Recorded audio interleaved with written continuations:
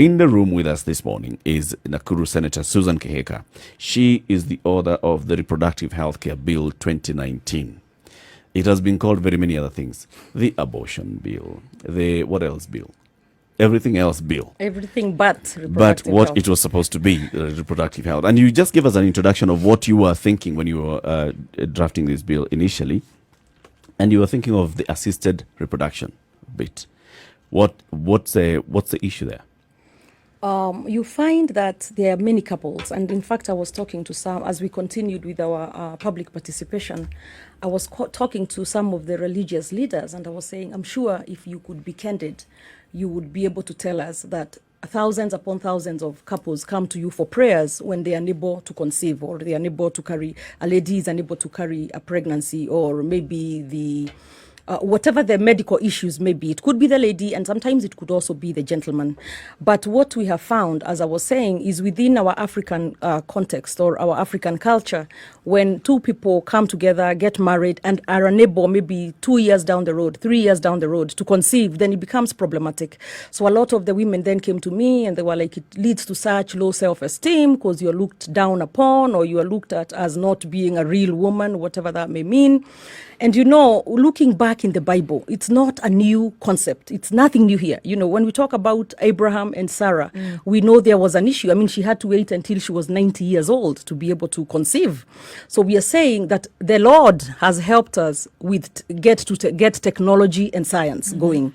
And we use that for even as we do when we are ill, we go to the hospitals and we get treated. So it's nothing really here unique or new.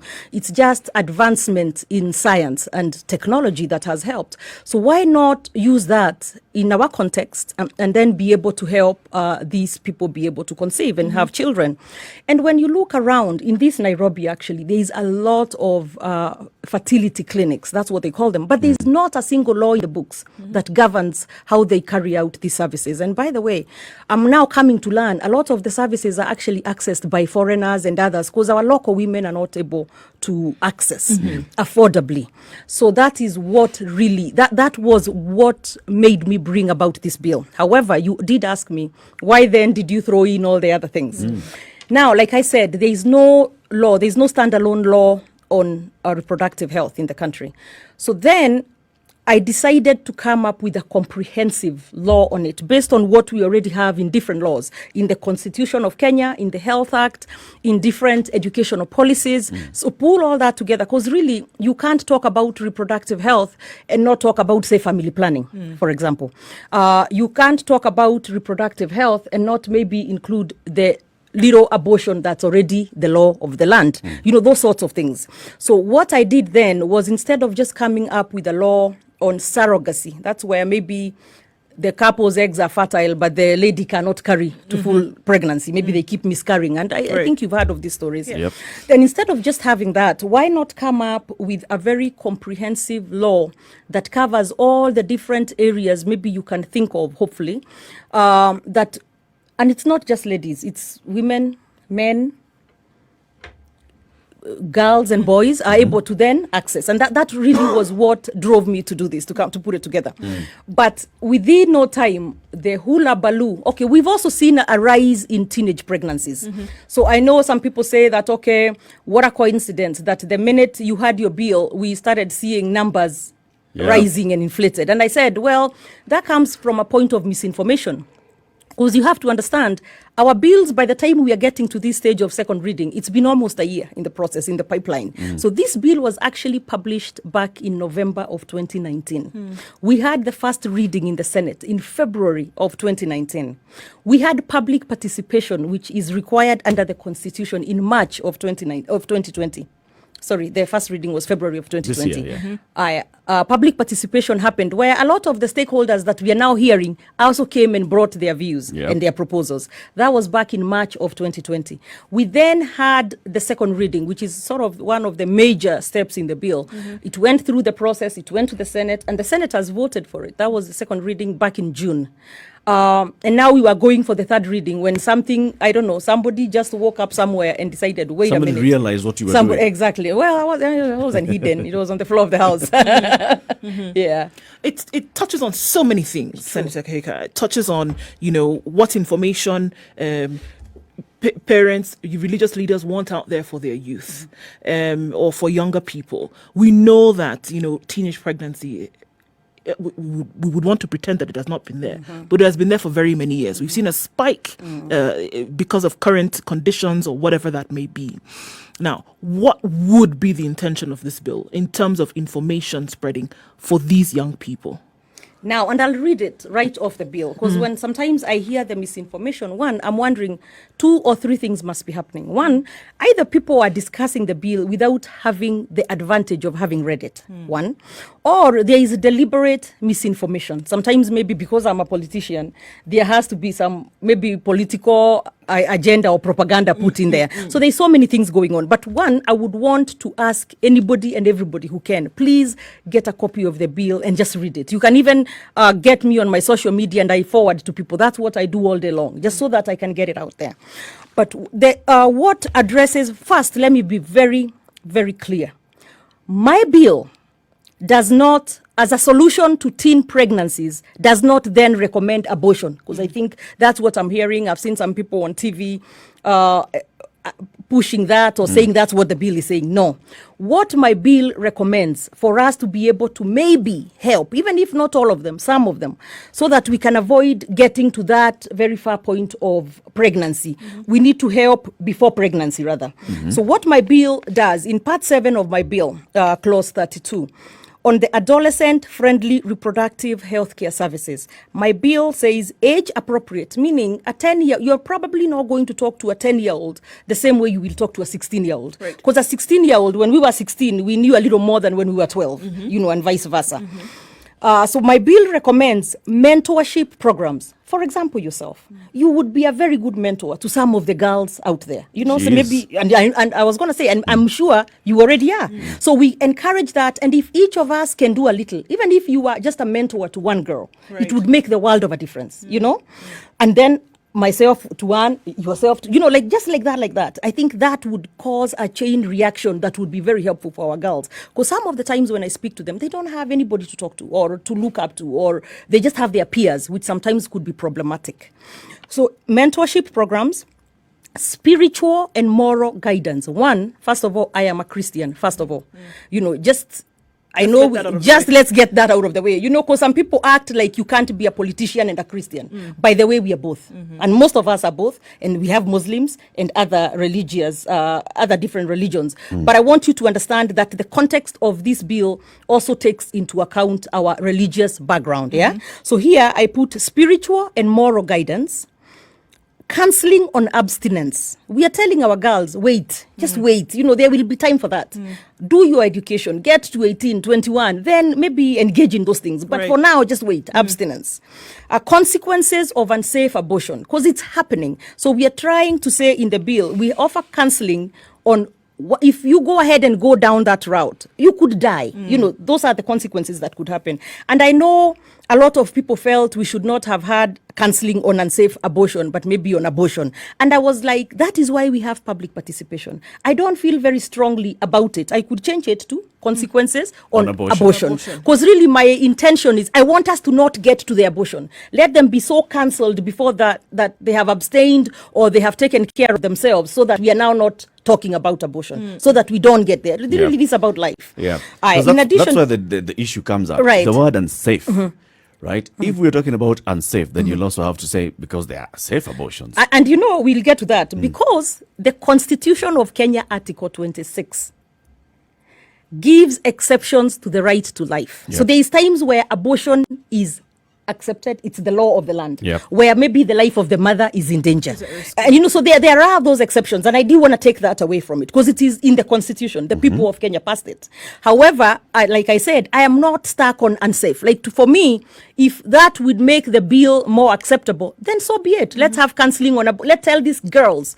We have seen, I think we saw on the Sonko rescue team 2 days ago, some fetuses that were being collected somewhere. The other day in Nairobi River when it was being, so it's happening. Yep. So these girls need to understand, we don't want you to get to that point, but we are going to have to salvage them before we get there.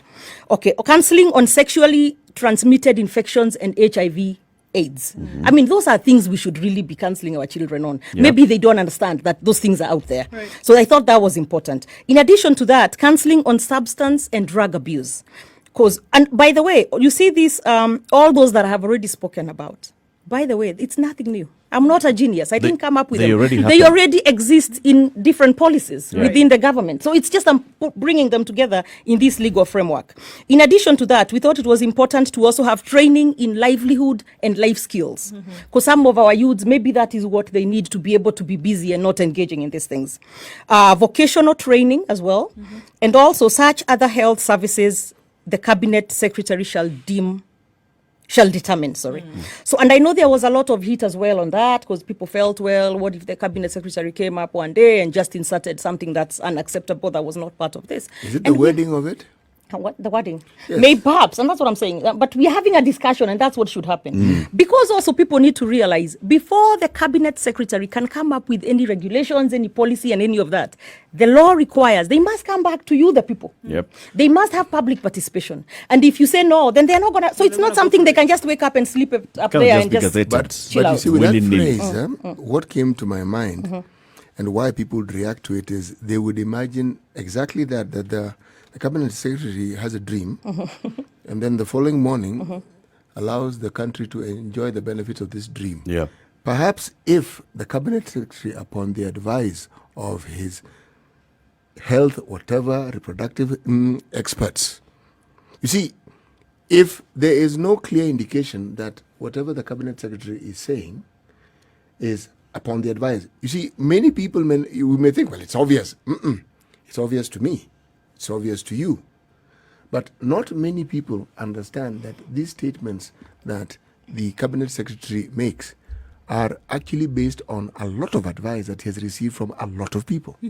And that's why I'm coming back and saying, one, by the way, after the second reading, which is what we've already gone through, as we speak right now, it's at the committee stage, which means those are the views we get. And really, probably this is what should be happening on all laws that are being made in this country, where we can hear from so many different stakeholders and be able to use that to make the bill better. But I also want you to understand, the cabinet secretary cannot just wake up and put his dream on paper in there, insert it in there. They have to do public participation. They have to come back out to the stakeholders. And there are other safeguards in law and the constitution to ensure that the cabinet secretary doesn't. But I also hear what you're saying. Right. Is it public knowledge? And I think that's what we are doing now. Right now. We need to start now educating our people or making sure civic education is necessary. So because it's not, like you're saying, I really think it's not public knowledge. People don't know that you can't just wake up. But do something like that. People actually don't know. But Susan, why do you think? Sorry, before I finish that, just one last thing. Yes. In addition to that, one very, very important point I think is important. Clause 33, which is the following clause, states that in the provision of adolescent-friendly reproductive healthcare services, a healthcare, now on all those things that I've read, a healthcare provider shall obtain parental consent. So you are not cancelling my kid on abstinence if I have not given permission for you to do so. Right. Does that make sense? Yep. Because I know people are saying, oh, okay, so now you want our 10-year-olds out. No. You as a parent will be involved because you must give consent for that to happen. Yes. So there's a role of the parent as well. Why do you think all of this? I mean, because, like you say, public participation taken into consideration. Why do you believe this has touched such a raw nerve with the uproar that you saw then coming out of this? Because I think, and maybe I'm wrong, and I said again, there was misinformation from the word go. The first pressers that we saw, really, I even wondered, did they have a different copy of the reproductive health care bill than the word that I have in the Senate? Because maybe, we do have some very smart kids out there. Maybe they had doctored it out there in the social media sphere, and maybe they were reacting to something. Because a lot of what we had, really, and I had some meetings with a few of them later, and I say, can you point out to me where in my bill whatever you are referring to would be? And they are like, okay, we didn't read it. Who do you think sparked that particular flame? Which group of people? I don't know. Let me just say, I would place it at the doorstep of our religious organizations. For the religious organizations, I think they generally mean well, but sometimes they are misinformed. There is a saying that the road to hell is paved with good intentions. True. You see, look, if we just read that 32, just the way it is written, it sounds okay. And it sounds okay because it is not introducing anything new. It is basically just bringing in information that we already know, what all these things the church is already doing. The church does counseling on all these matters. Religious organizations do counseling on all these matters. And this is where now your aerial goes up. Because you wonder, so why would this legislator just pick what is obvious, put it here? So where is the hidden clause? So where is the detail? The devil is always in the detail. And I think that's what you're being conditioned to think, that there's something beyond what is in the bill. And I said to somebody, if then you say that, we can then argue that about anything. Then we can say anything has a hidden agenda. And like you said, you picked something out and you're like, maybe the wording there should be changed. And that's the conversation we should be having. If there's something that they're uncomfortable with, because you rightly put it, everything here, by the way, and that's why I said it's not rocket science. I'm not a genius. Madam It's stuff Senator. I have pulled out. 1 minute. If you look at the ones on counseling on sexually transmitted infections and HIV/AIDS, that already exists in Adolescent Sexual and Reproductive Health Policy of 2015. And as well as the NACADA policies and all that, yeah? Yep. There is also the Education Policy on HIV and AIDS of 2013. So when we look at a lot of these things, like you said, it's not you posed a good question. Why then am I putting it here if it already exists in different places? Because it's already, like we said, that's just a policy. It's not a law that is in one place where if I'm a teenager and I need this, or a parent of a teenager and I need my teenager to get this, what really are they, what are they able to access? What's out there? And when you say the church is doing that, and I commend the church for doing that, and we want them to continue doing that, what about those teenagers who maybe are not going to church or are not comfortable talking to their pastor about those issues, because let's also be honest and talk about it freely. There are some, I wasn't able to talk to my mother about these things. I don't know, maybe you were. Well, no, now maybe. Maybe now. Forget about it. You're not having a conversation on this. On this, exactly. 18 years old. Exactly. Or even at 16, So I think it's necessary that we become alive to what is happening. And I want to be very categorical. There is nothing hidden. What you're seeing is what you're getting. But I'm also saying where people feel strongly, maybe this wording, like we said on the unsafe, Right. we'll take it out. No big deal. I would rather we carry as many of you along and have a proper Reproductive Health Care Act than not have anything at all. Are there sections of this law? You see, this is one small section that's talking about adolescents, and it goes ahead and prescribes what the national government and the county government should do is ensure that these children have access to all this counseling and information. And then there are other parts of the law that deal with other matters. For example, they talk about promoting sexuality. They talk about, it's going to discuss abortion and discussing abortion for a bit. Do you think this is where those who are against this bill are saying, all right, yeah, you have mentioned very nice things here about the adolescents, but if we look at it in totality, the other parts of the law are not saying this shall be exclusive to adults, but it's a person shall. And this is where the issue of what they are talking about. This bill is promoting sex for pleasure. Can I first ask If we you to start point out? teaching our children I that think he's talking about perception sex is for pleasure, here. Yes, this not is fact, wrong. Perception. Okay, but I would want to... Where would they Oh, sorry. get that from? You know what? I cannot talk to you or explain to you why a person would think the way they want or the way they are thinking. Because I'm not in their mind. I can actually help you there. But 1 minute. However, I think, like I said, it's the way it was framed initially. And you know what? I always say, when you want to kill a dog, you give it a bad name.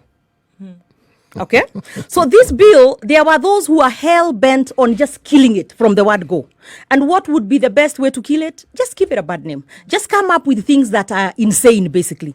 First of all, in my bill, the only parts that refer or give these services to adolescents is that Part 7, Section 32 that we just read. Yeah. However, like I said, it does not exist in a vacuum. Part of the other parts that you're talking about, where maybe people felt like I should have said an adult and instead of saying every person is able. I am also going with what is in the Constitution, and I'm going to read it for you.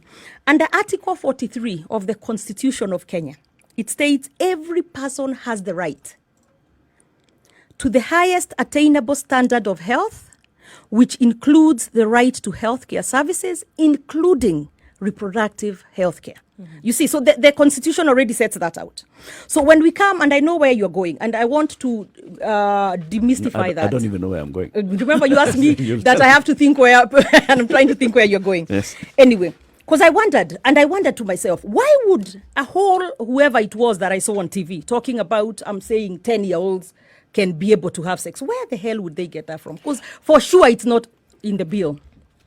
But Senator, they're having it anyway, and this is no. But that's not in my bill. That's I understand. Senator, I understand. It's not in No, your I was bill. gonna It doesn't have to be in And the your bill. bill isn't even in contention here. Believe It's me. not that, but look No. at the perceptions around all of this right now. And this is what I think the meat of it is. And this is why I'm coming from, to say that unfortunately, we are dealing with situations where people actually don't want to take cognizance of the reality that is on the ground. These things are happening anyway. As painful as it is to say, because yes, I come in contact with 8, 9, 10-year-olds who are engaging in sexual activity. It is happening as we speak. There are 9-year-olds who are pregnant. There are 10-year-olds who are pregnant. Madam Senator, It's happening as we speak. Would you It has say happened that for generations. would you say that the lived experience of most Kenyans are, one, a complete trust in their political leaders? That's one. Two, an open-mindedness where sexual matters are concerned. Okay. Sorry. Yes, I have Very, finished. very good question. No, because I think you had asked that, There's and yes. I sort of had an answer. You were saying, why is it such Why a is big it so deal? raw? Yeah. And already, like you said, most of these are already the law. So what is this that is already, what is leading to this hula baloo? One, like you said, and you've said it in other words, we don't want to talk about sexual. Madam Senator, ordinarily, we as Africans don't discuss sex. Right, okay? well, I was trying to say it that way. I think you said it Don't best. go even into the law, the bill, the constitution. Most people don't really care what But is the it happening, constitution or says. do Africans not have sex?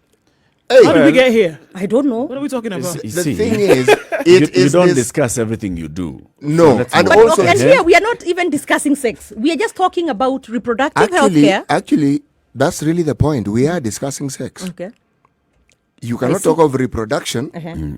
without sex being at the back of your mind. So what you hear is, and this is good because you then get to understand how different people perceive sex. For the longest time, I still do in the field of research.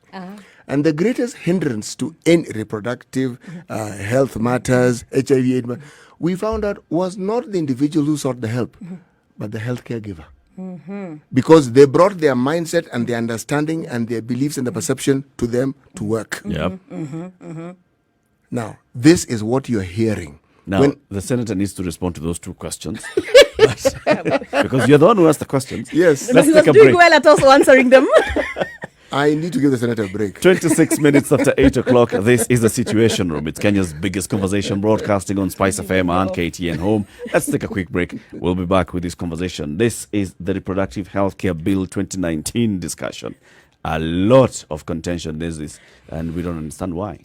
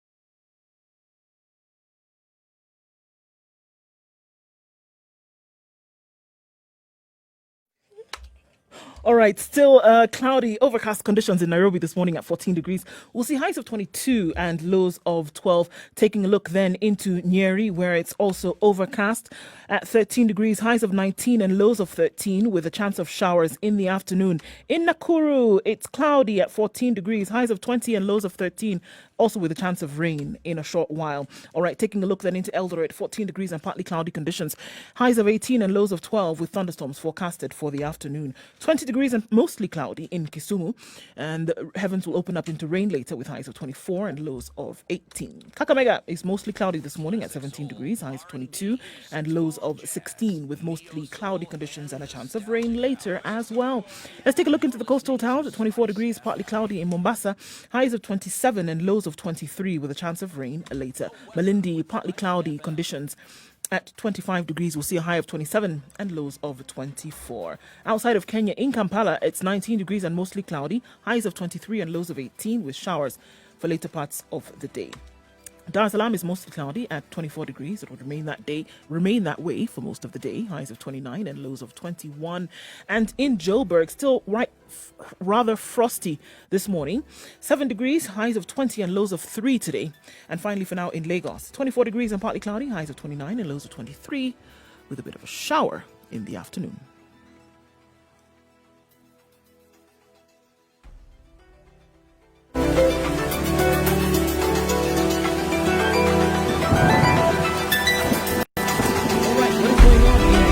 Streets. It looks like Mombasa Road is still going to hold the most of the traffic for most parts of this morning.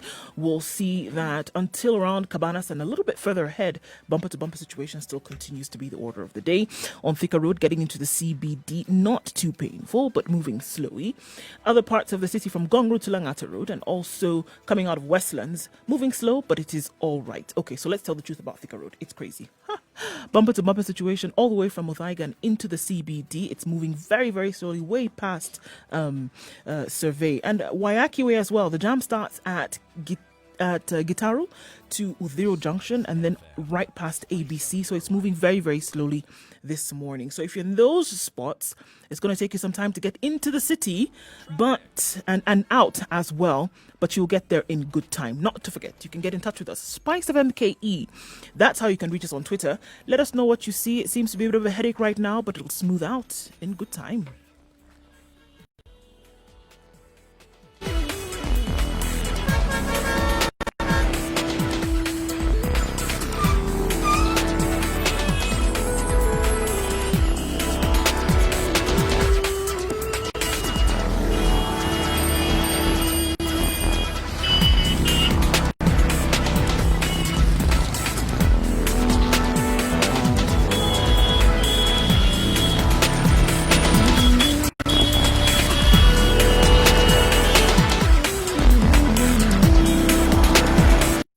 It's 8:30.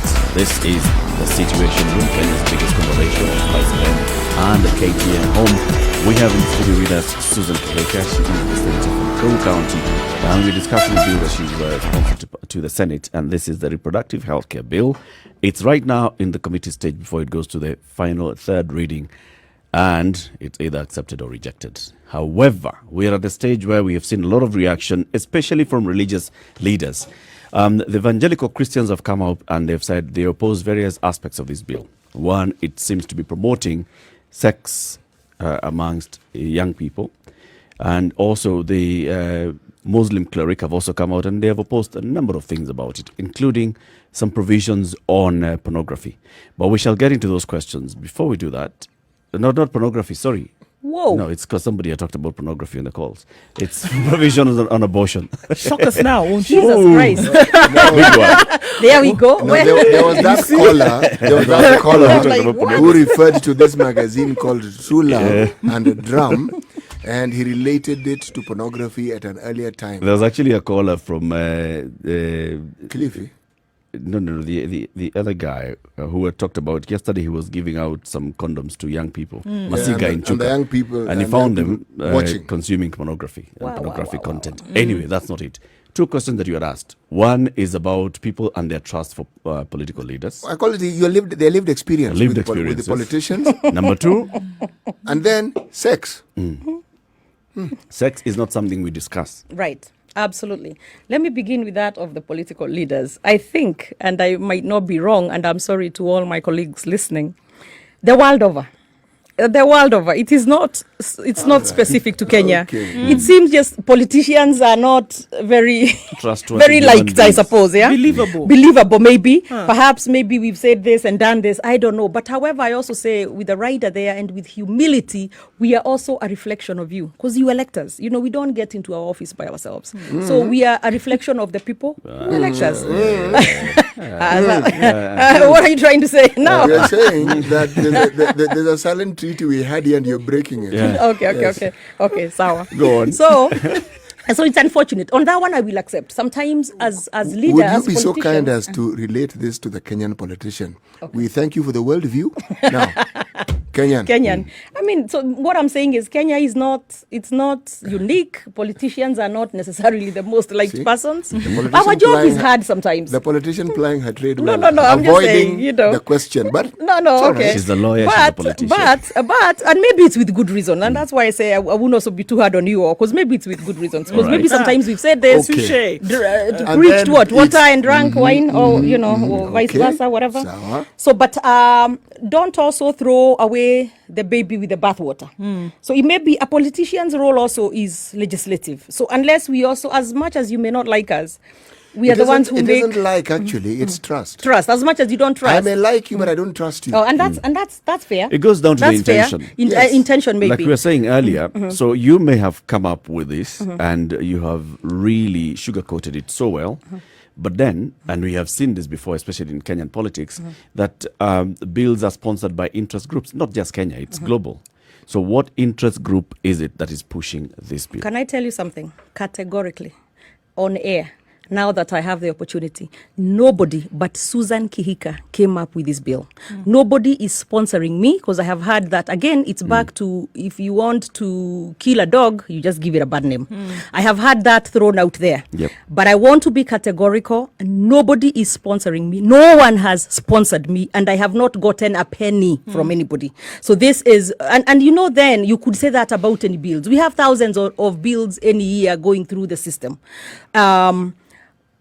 It is easy to say that just to make it appear as though I'm carrying somebody's agenda. And I did tell you, I told you at the beginning, I started with these IVF and surrogacy things because of issues with our couples. And I also challenged even the religious leaders. Are they not praying for many families who have been unable to have children? It's a You know, reality. it is a reality. We are living with. So sometimes I also say, and sometimes I back to the Bible, I think I'm an Esther. I think I am made for a time such as this. This was not a bill that somebody who has a soft skin would be able to do from what I have heard, from the harassment, from the blatant lies, from the propaganda and everything. But at the same time, it may not be very like like an ice cream with a cherry on top, kind of soft, nice looking package here bill.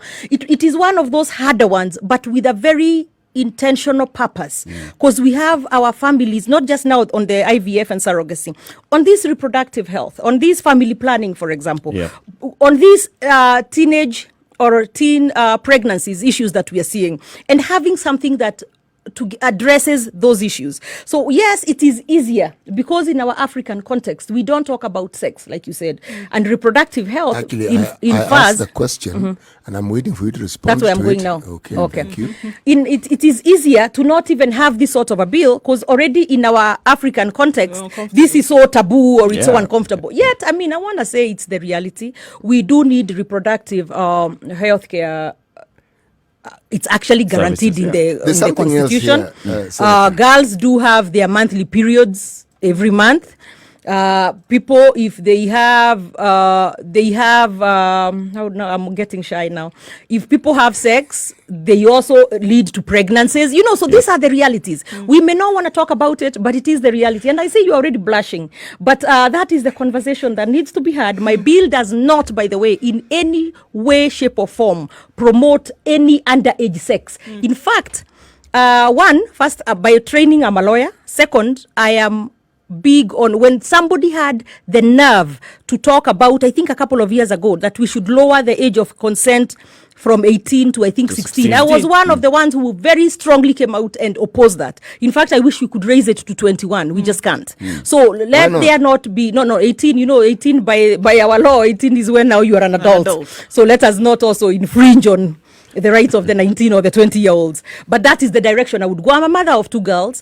And so when we talk about the adolescent services here, they're specified in my bill. You may think of all those things out there. You may want to say, okay, maybe she's saying family planning for everyone. But the rights, the access, the services that will be available to adolescents are they're specified. They're specified, okay?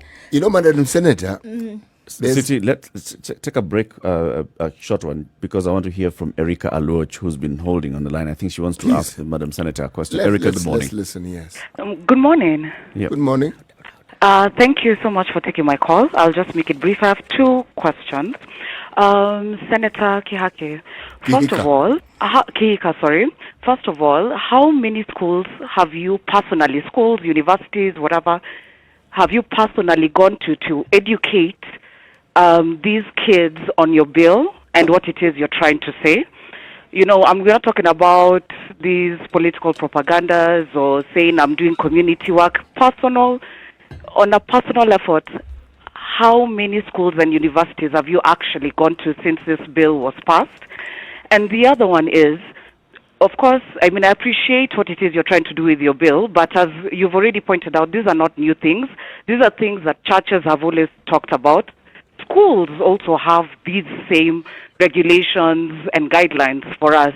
So what are you doing that is different that will make this message get through? Because there's nothing new. So is it just to have a bill so that you can say you have a bill? Because these are things that exist. So what are you doing that is different that will actually, send the message home? Thank you, Erica. Do I respond first? Yes. Or you're taking another one? Okay, sorry, what's that? Erica. Erica. Good morning, Erica, and thank you for those questions. I think it's one, but with a few others in there.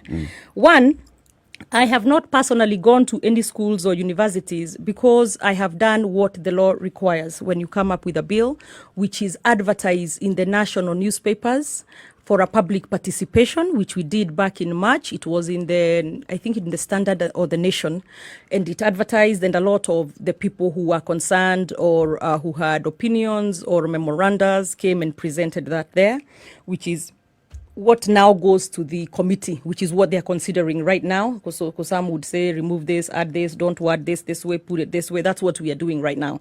So personally, I have not gone to schools or universities to educate them on this, because really that is not the intention here.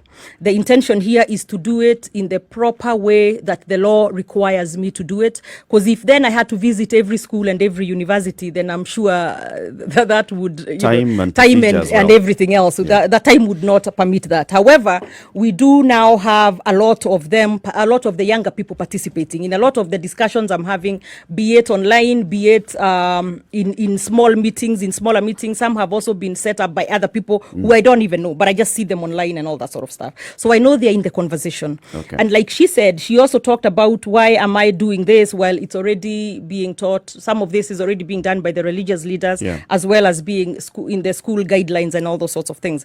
One, like I said, not necessarily every child is able to access or hear this information from the religious leaders. One, they just may not be going to church, or maybe they are not, they don't go to church, or maybe they're just not comfortable speaking with their, my mother's priest. I may not be very comfortable because I do not know if later they will discuss that with my mother, whatever, I don't know. But I'm just saying is happening in many areas. Yeah. So we want to encourage, and that's why we also put in the bill that spiritual and moral guidance. So we want to encourage the church to do that, because nobody alone, and the clergy and the Muslims, nobody alone can do it, but if it's done in different spaces, then it really helps. And those who are not comfortable going through that in the church may be comfortable going through it in school or with the healthcare professional, that sort of stuff. So what about this bill, Senator, is going to make this thing work this time? Like Erica was saying, well, we've had this thing for a long wait. time. Yeah, It's not in working. fact, let me finish her last question. She said it's already there are regulations and guidelines. Why do I need to have a bill just to have a bill? Let me just let Erica know. Regulations and guidelines do not equal an act of parliament. They do not equal the law of the land, so to speak. Not same And a weights. guideline or a regulation can just be pulled. One morning, they can just wake up and pull it and Change say, it. this is no longer what we now have or whatever, what we shall be going with. Yeah. But to change a law, you can't just wake up and just change the law. You either have to go to court and make it and get it and made unconstitutional or illegal, whatever, or you have to go back to parliament and get an amendment, that sort of thing. So it's difficult. And so that's why we want to have a law, just like we have the Constitution, just like we have the Healthcare Act, just like we have many other laws. We want to have the Reproductive Healthcare Act if it passes, I hope. Okay, I've got to ask this question, and this is because it's one of the things that you're getting pushback on. Termination of pregnancy. Sure. The Constitution has talked about when abortion can happen. And those are two instances. You've introduced a third. And this third one is, let me just read the bill itself. Yeah, please. 26.1, a pregnancy may be terminated by a trained health professional where, in the opinion of the trained health professional, A, there is need for emergency treatment, B, the pregnancy would endanger the life or health of the mother, or C, there exists a substantial risk that the fetus would suffer from a severe physical or mental abnormality that is incompatible with life outside the womb. C. Sure. Let's talk about C, right? C is where now the issue One, arises. first of all, like we said, when we first come up with the bill, and what you're reading is the initial draft of what is the bill, like as I came up with. Yep. But over time, it will get some things changed a bit, some things deleted even, and that sort of stuff. And I want to explain to you why even I proposed we delete C. But I want to explain to you why C was on the bill initially. Now, if you look at the Constitution, Article 2.6 of the Constitution is very clear. It talks about that's the supremacy of the Constitution. Any treaty or convention ratified by Kenya shall form part of the law of Kenya under this Constitution, right? So treaties out there that have been ratified then become part of our law. Now, I do quite a bit in the arena of women rights and all those sorts of things, yeah? So under that, there is a convention which Kenya ratified back in 1984. And that convention is the CEDAW. And CEDAW is really the Convention on Elimination of Discrimination Against Women. And that is where it allows for termination if like now the language of C, where there exists a substantial risk that the fetus would suffer from a severe physical or mental abnormality that is incompatible with life outside of the womb. Those are the ones who is would contained in the CEDAW. in the CEDAW, right? However, after we had drafted and we were going through this now because I have also lawyers within Senate who help with this sort of research and everything. Yeah. We also came across another convention, another treaty, which Kenya has also ratified. And that is the Convention on Rights of Persons with Disabilities. And this was against, just like it says, Convention on Rights Against Persons with Disabilities. So when that CRPD when I came now to learn of the CRPD, I knew of the CEDAW, but I was not aware of the CRPD. Then we thought, in light of the conflict of these two international treaties, we reconsidered as a secretariat. We reconsidered and even recommended to the committee that we shall be moving to delete C, just because there's a conflict in the conventions. However, just to be clear, it was not just on disability, but it was where the doctor had determined this child cannot live outside the womb. And that happens sometimes. And I wish we had a doctor in the panels here. But in light of the conflict in international conventions, then I moved to delete part C. So now on the part on termination of pregnancy, it will mirror to the comma, to the dot, what the Article 26 of the Constitution gives as far as the exception to the right to life, which is abortion is not permitted unless, in the opinion of a trained health professional, there is need for emergency treatment or the life or the health of the mother is in danger. So, and that is also what is in the Health Act. So that is what we shall have in the bill. There's also this other part, 27.1, Okay. that a trained health professional who has a conscientious. I also can't say This that one. one. This one. It's in the oath, and you keep I kept swear saying conscientiously. Eric, why are you wading into my Conscientious. chest? Yeah? Consensus. We are the ones who have license Consensus. to mix and Consensus. mingle our S and SHs. So, Yes. a trained health professional who has a conscientious objection to the termination of a pregnancy as envisaged under this act shall, except in case of emergency treatment, refer the pregnant woman to a trained health professional who is willing to provide this service. Now, what service would that be? We have already said that if, in the opinion of this trained health professional, the life of there's emergency, it requires an emergency, or the life or health of the mother is in danger, why would a doctor then be given leeway to feel, in my conscience, abortion is not something that I do, and then you must send this woman to somebody else? And by the way, that's a good one that you have raised, because it's one, like we've talked about, with different clauses, I mean, with different sections, different clauses, different stakeholders have an issue with that. And this is one which now we are trying to reward. I'm glad you have reward it so that the doctors feel comfortable, because I have had a lot of the doctors complain and felt that this could open them up for criminal prosecution. So let me explain to you what the reasoning was behind this clause. It was, we felt that after being told that there are times in this country, or there are times when a woman's life is in danger, but the doctor feels they do not believe and cannot therefore perform that termination. Then we felt we are weighing here, it's whether to save a life Or to go with the doctor's rights, and we recognized, and I recognize the rights of the doctor to have to also go with his conscience, but at the same time we have a mother's life that is in danger. So we said then, fine, we shall respect your right to your conscience. However, her life is also important. So then what you need to do is refer her to person B, who does not have that same objection, so that her life can be saved. So that was the reasoning behind it. But it's still one of the ones that we are having to maybe redraft, because the doctors feel that the way it's phrased, especially with part 2, where if a trained professional does not refer, who does not refer as specified under subsection 1, commits an offense. Because now we had instances where maybe a mother dies. The mother dies because the doctor felt very strongly, I do not believe I can terminate this pregnancy. Fine. Then I'm saying I'm respecting your right to your conscience. Your right that is guaranteed under the Constitution. However, this woman's life now must also be important. So you have an obligation. To then refer, because we also, I'm sure they know who does what. And many women, by the way, die while giving birth, or even in the course of pregnancy. Okay. Senator Kihika, I think it's very important, even as we look at the nitty gritty around, wording and, public participation and all of this, what would it look like? Should this bill pass, right? And then it becomes part of law. What would it look like? What would be then the provisions made for reproductive health care in this country? Sometimes it may look a little bit better when we really understand how things then would actually change, or who would be protected, and what things then people would have access to. Paint us a picture of Nirvana. Perfect.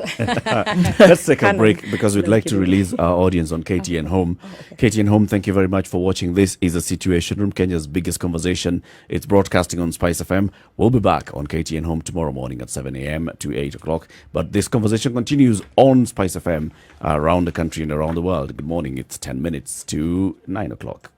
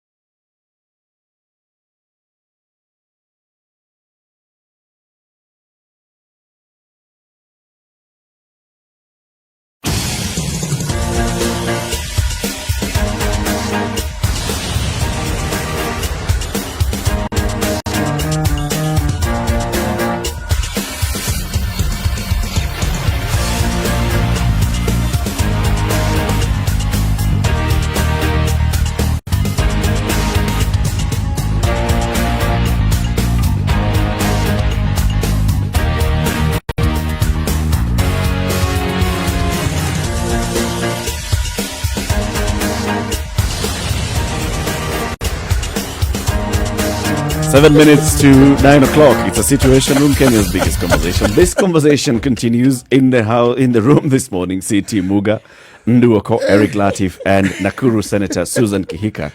She is the sponsor of the... hot, man. Okay. Reproductive Healthcare Bill 2019. Okay? Yes. Before we went into this break, Ndu had asked you, just paint us the picture. Oh, yes, yes. This bill passes. Yes. What do you expect to see? I hope it passes, and eventually I'm hopeful that when the committee has done what...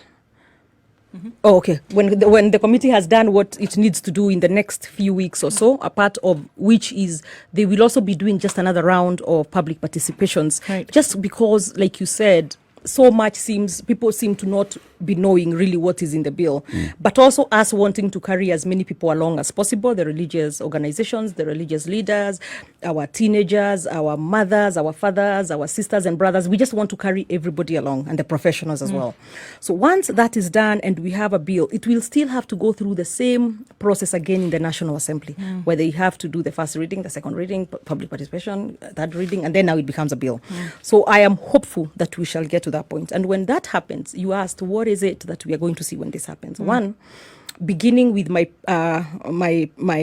what I was passionate about here, we shall now have county governments as well as national governments having being able to have we're not asking them to build new clinics or new hospitals, but having more resources towards reproductive health, so that when our women, our men, our boys and girls need to access these things, then they are more accessible, because right now even maybe where to go is a problem. Right. And now with that, with the government also adding more resources, the services also become cheaper, because then they are available now maybe at the county hospitals or whatever.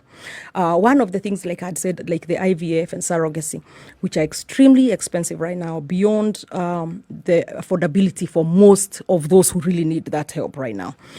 With this bill passing, and with that passing, then we see the county government hospitals also probably being able to help with that sort of service.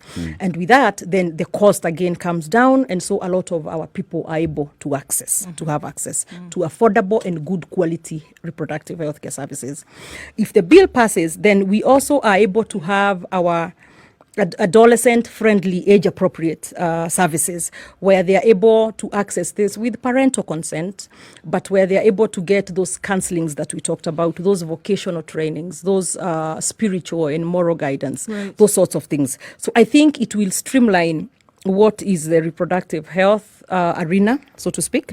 Yes, like we have had, there's guidelines, there's policies, there's word here and there's the Constitution as well, there's the Healthcare Act, but now we shall have a standalone act, a standalone law, where if you need this, then you can go to the law and be able to figure out what are your rights, what are you able to access, what is out there, and what can you get. So it will make it easier. It will make it easy, and especially for our women. It's for everybody. Reproductive healthcare is for everybody, but the women and girls seem predominantly to be disadvantaged right now as things stand. And as we come back to the original idea for the bill, the assisted reproduction, what's the picture going to look like, really, in terms of even just awareness, creation, in terms of everything in that whole sphere of people in their communities? Because we've got to look at, yes, these services may be provided, but how are you going to change people's perceptions towards this? Well, like we said, like for right now, it's not even, there's no law to that governs that. So for example, if I am unable to carry a pregnancy and I'm a commissioning parent and I commission her, says she's my cousin, and I'm like, okay, please help me carry this pregnancy, and you're able to do it. Right now, because there's no law, you can also just have the baby and say, I'm going to keep the baby, and there's nothing I can do. Or halfway through, I can just tell you know what, forget about it, I changed my mind. So we need a framework that will be able to regulate this, because it is happening, by the way. And that is the one thing that I also want you to get. It is not that it's not happening in Kenya. It is actually happening, but it's only available to the rich. It's an elitist. Yeah, it's an elitist thing, exactly. So now we'll be able to have subsidized or maybe much cheaper services, and our people will also, with the law being there also, it's not probably going to be as hidden as it is right now, where there is no law. So there will be a bit more access. And one of the other bigger things we didn't talk about, you realize right now you can go to the hospital and a doctor can sterilize you, and nothing happens. So the part of that is also banning that unless you have consented to that, even if you are a mad woman, so to speak, with the word loosely used, and I apologize, there's probably a better word for that. Because that's what some of the times they say, they're like, oh, okay, let's sterilize her, whatever. Yeah. No, then you can't just do that, because these are human rights, so that's already happening right now. So we need to be able to outlaw that unless there is consent. And I'm asking that myself, just asking, versus you as a doctor just getting in there and doing it, because it's really crazy. Whose consent will be sought? The consent of the person, for example, if we're talking about somebody with a mental disability? Then whoever the guardian is, because obviously there is a guardian. Yeah, but you can't just go in there as a doctor and just decide to do it. Make a decision or I have had a baby, you just go in there and tie my tubes or whatever, Yep. do whatever you need to do without my consent. You sterilize me without my consent. Yeah. Senator Susan Kihika, thank you very much for coming and giving us this kind of very open and honest, candid conversation. It's very interesting that we can discuss for a whole hour stuff that is important to the country. True. And not just tanga kieleweke. Oh, No, we're not he going had to there. spoil it. You had to spoil I'll it. just say. Oh no! Whenever people hear that there's a politician who's going to a They media think house, that, they think, and that's why I okay, really it's just gonna appreciate be- it. And I came here panting because I ran down the road to make sure I was here for Oh, this there you conversation. I go. appreciate Very you all. good. Yeah. So listen to today's proverb from CT Muga. Thank you. However far the stream flows, it never forgets its source. Since we're with a politician, it doesn't matter how long you've been a politician, you must always remember who gets you there. It is the wananchi. Deep. It is deep. And so your interest must always, first and foremost, be that of the wananchi. Absolutely. Absolutely. Asante sana. And thank you very much, and I appreciate you all. Thank you so much. Thank you very much. The conversation continues. This is a Situation Room, Kenya's biggest conversation at 9 o'clock.